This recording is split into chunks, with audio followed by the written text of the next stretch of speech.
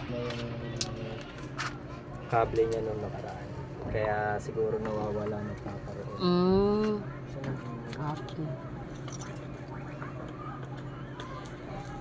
Yun. Mas Okay bumaba na po. pa nga, 21. Kanina 23, 24. Ano ba dapat? 24 pababa mamang good reading. Good reading siya kanina ma'am, kaso may lamat nga.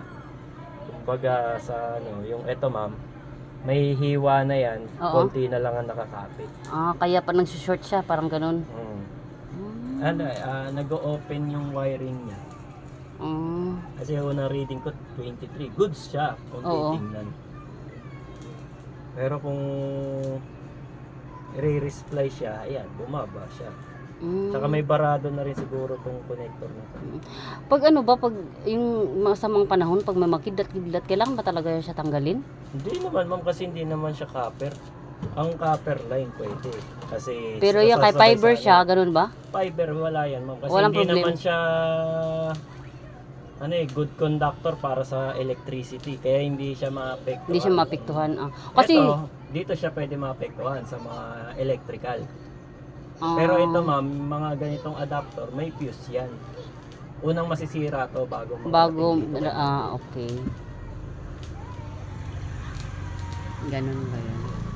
Kasi minsan, pag malakas talagang kidlat, ano eh. Dalawa. Para in case na umano, dito ang putok niya sa ano. Kaya, Sa fuse lang, pero parang ganun. kung hindi lumusot siya dito, kumbaga hindi umano yung fuse niya dito, dediretso ito sa fuse na ilalagay. Nilalagay lang siya puputok, parang ganun. Hindi na maapektuhan yung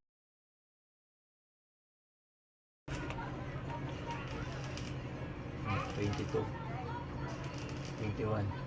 Lalaro siya sa 22, 21. Naka-video pa ma'am. Tutorial. Oo, para may alam. Hindi, bagay. Maganda na rin ma-record ko. Oo.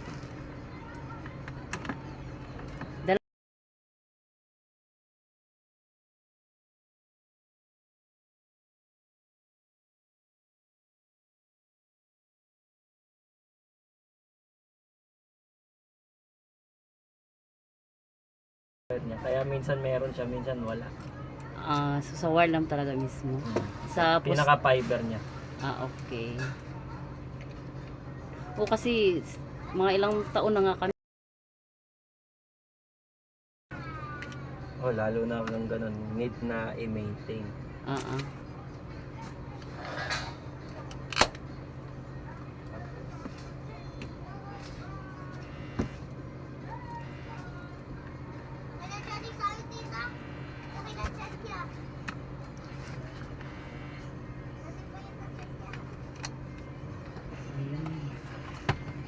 Hindi na yan maano ma'am. Hindi na yan siya mag-i-LOS.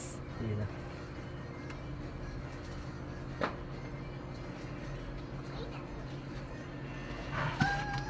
Okay, thank you.